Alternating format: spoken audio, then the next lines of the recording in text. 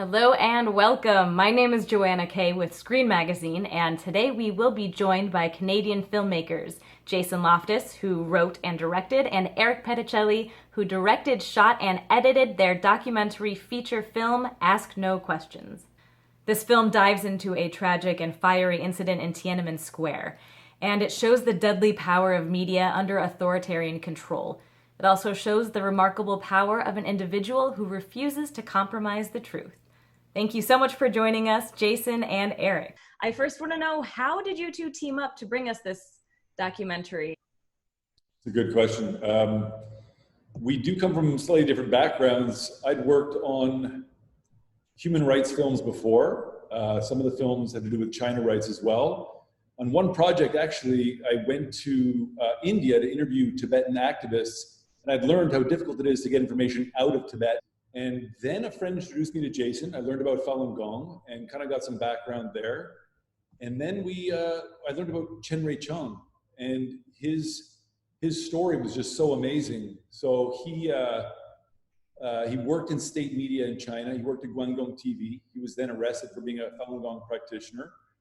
And what he suffered, what he experienced in re-education facilities in China is horrifying, but is also really inspiring, his bravery and his stoicism. And given the pervasive censorship of information in China and the no-holds-barred approach to controlling the narrative in state-run media, I felt like his position on the self-immolation event really had to be investigated. And it's an amazing story, and I really hope we did it justice. Yeah, I think as Eric mentioned, we were kind of starting out with an interest in this sort of angle of human rights and propaganda and how these things intersect. And it was meeting Chen and finding this personal story that connected to the self-immolation incident in China that really gave us the impetus to frame the film as you see it, which is, around his story and what he experienced being on both sides, which is, inside the state-run media, having actually participated in creating the state-run propaganda, and then being a victim of it on the other side and being forced, essentially brainwashed and forced to watch it in an effort to have him renounce his ideas and his beliefs. Can you just briefly tell us about Falun Gong and your involvement with the movement? Sure. I came across Falun Gong late in high school in 1998. And so that was actually before pretty much anyone knew about it. It was not anything controversial at the time. It was a popular sort of Chinese type yoga, a kind of meditation and a spiritual practice. And it has these components to it, these tenets of truthfulness, compassion, and forbearance. And so, or tolerance. And you're kind of looking at how you apply these ideas to your day-to-day life, sort of measuring your own thoughts and actions.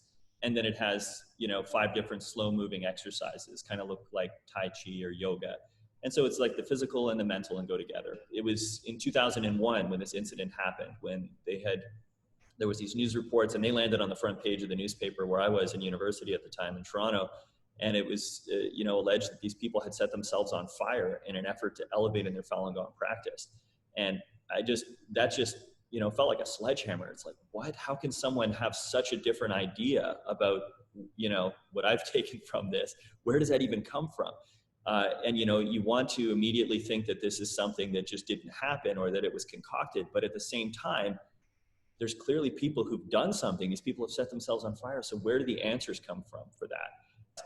This incident completely shaped the whole situation for Falun Gong practitioners in China. It shaped how the public viewed them. It shaped how people felt about the government's campaign to basically get rid of these people, to eradicate the practice. And it was used perpetually inside the labor camps and the brainwashing centers. And so you realize these people have been suffering from this thing. And then we meet Chen Rei-chung, who's adamant that, hey, he's an insider in the state-run TV, and he's adamant that this thing is staged. So it begs the question of, it sort of pushed us in this direction of, hey, there's something here that we should be taking a look at. And there's people who've suffered a lot who strongly believe that the narrative isn't what we've been hearing. And so that's what sort of leads us down this rabbit hole of looking for answers to questions we're not supposed to be asking. I'm curious about how the story changed as you began to dig and uncover information. And especially for Eric, is there something that you saw during editing that you didn't see while you were shooting? Yeah, what changed during the editing? I mean, kind of everything changed, right? It's like my initial introduction was the plight of Falun Gong in China, detention, the re-education facilities, Chen Rui-Chung's story. And as we investigated, things would change on a ongoing basis, depending on what was uncovered, which news articles we found. I mean, documentary filmmaking in general is like a process of discovery, right? Unlike fiction film, you know, you're following a script and shooting the script. Documentary is really found, or the story is really found in the edit suite. We wanted the viewer to feel that process of discovery as well. So we kind of developed an aesthetic that would bring the viewer into the edit suite with us, visually, sonically. So we are kind of part of the story, more Jason specifically. Can you speak to some possibly first-time documentarians on how you were able to make these contacts and how you were able to get them to tell their stories and give you the information you were looking for? I think we benefited, I mean, it's something we touch on in the film. Like, we tried to speak with a number of journalists who were in Beijing at the time, and a lot of them were reluctant. There was a few that were willing to speak off the record and just sort of give us some information about the overall circumstances and such. But there were a number who said, you know what, it's difficult for me because I still have ongoing business in China. Even people who were very sympathetic and said, you know, this Falun Gong story needs to be told a lot better than it has. There, you know, and I don't know why people haven't done that. And then in the same breath, it's like, but I have difficulties because of my own situation, which I think kind of answers that question.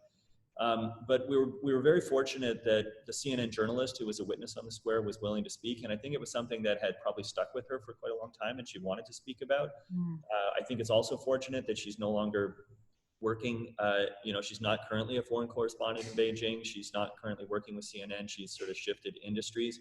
And so she was probably freer to speak in that regard. And for other people, you know, there's very real concerns there. Even, you know, another reporter who was very keen and sat on the fence for a while, wanted to speak about it. He said ultimately he couldn't because, you know, he still has family members in China. He's concerned about that. That's a reality, you know, and that sort of was a real learning process because for me, it's kind of like, you know, as you get into this, finding what actually happened is difficult. That's I think where we kind of get this twists and turns, and we really tried to bring you through that whole experience. And sort of just to add on to what Eric was saying, I mean, part of it is that I'm close to the material, and I think a closeness to the material was helpful in one regard, which is that I could sort of identify things that I was familiar with that didn't add up, or that maybe there was, you know, some kind of contradiction between what I knew about Falun Gong or other material that I was familiar with. But at the same time, distance was important too, because sometimes, you know, when you're there and it's close to you and it even personally affects you, you want to make sure that you're asking the right questions and that you're not just heading down a road because, you know, you have an emotional investment in the outcome of things. And so that dynamic, I think, was really helpful for us. I mean, also, we're just different. And so this, you know, it's making a film, especially collaboratively making it with a couple of directors, is in a sense, it's almost like a marriage. You know, you're raising something, you're creating it together. And so there's a lot of back and forth. We spent a lot of hours over days and days in the editing suite trying to find the right sort of narrative for it. But one of the big discoveries along that way was that there are very real consequences to looking into these stories. And our media in general in China is not set up in a way where it's easy to get to the bottom of highly sensitive, complicated stories because the news bureaus are set up in a way where they're there to provide a steady flow of information on a recurring basis. That's how the whole model works. That's how the business works. Through your digging and your searches, your wife received a call that, you know, they knew what she was doing, and something happened with your personal business as well. At any point, did you feel like maybe you should stop? Maybe you should put this project down? Did you feel that you or your family were in danger during this process? Yeah, honestly, absolutely. I think from the beginning, you know, and that's a question that, you know, you also have to make sure that, you know, the people that you're putting into the film, this is a conversation we had along the way, is that we try to be very respectful of anyone who was there, you know, not just my own family members, but who were present in the film, you know, and to make sure that they were willing to do that. And because you start to understand that these risks that people talk about and the reasons they said they couldn't report on it, because of the threats and all that, you realize those things are very real. And it really hit home when it started affecting my family. And my wife's relatives in China said the Public Security Bureau contacted them, and they said that they knew what we were up to. And so there was conversations around that, and ultimately my wife, who's not someone she didn't have a connection with Falun Gong when she was in China. Her connection to Falun Gong was from meeting this white guy over in Canada who was practicing Falun Gong. So it was kind of opposite to what you might expect, but she came through that process to kind of question what she had been taught in China. And so I saw firsthand, the importance of having that information out there. It's not that the Chinese people are callous towards their fellow countrymen who are practicing. It's that they've been fed a steady diet of one narrative that I think lacks a foundation. And so for that reason, she wanted also to have the opportunity for other Chinese people to see this film. And she's actually the one who's translating the whole film into Chinese so that we can shortly release our Mandarin and Cantonese versions of it as well, because she wants the story to be told. So she was a willing participant, but it starts to hit home. Like you mentioned, I had the video game we were producing. Documentaries are not really usually big money makers. They're important for conversation starters, but we have other aspects of the business. We do animation and video games, and we had a publishing deal with Tencent. And as you see in the film, partway through it, the government contacts them and is pressuring our business partners to cut ties with us. So it brought it home. When we realized that these people the reporters are saying how difficult it is to cover this story, you realize they're not just making that up. Like, this is real. So there is that, it's legitimate, and you can understand what people are going through because we face it ourselves. I know that there are other groups in China being persecuted now in very similar ways. So can you briefly tell us the main message of Ask No Questions and who you're trying to reach? From my perspective, I'm idealistic when it comes to free speech. And so this is a pillar of functional government. And I don't practice Falun Gong, but I really believe that everybody should have the right to practice their chosen faith. So this is at the core of my work on this film. And ultimately, I really hope that this raises awareness and begins a conversation about the plight of Falun Gong, but also everyone who suffers detention, torture, just for their beliefs. This is primarily what's at the heart of my work on the film. And secondarily, I think that it's important to just become more aware, more critical of media, of whatever information we receive from various news sources, to try and look into biases and to continue asking questions about information we receive. Yeah, I think on that last point, I think the message is the importance of asking questions. And one of the takeaways that I had through the whole process, it wasn't just to the realizations that we came to with this specific incident, but it forced me to ask myself what other things that I might sort of just accept as truths because they've become sort of commonly accepted or they've been repeated many times. It might not be as they are, and the ability to kind of discern things and to take the time that's required to get to the bottom of issues. A lot of times, everything nowadays especially is so immediate. Opinions are formed so immediately and they're spread so widely. I think it is important for us to be able to have the patience to look into important issues. And I think the other aspect is obviously connected directly with Falun Gong, is that it's a community that has in China suffered immensely because of information. And it was really amazing for me to see what kind of an impact that propaganda and messaging can have in terms of like the real human cost.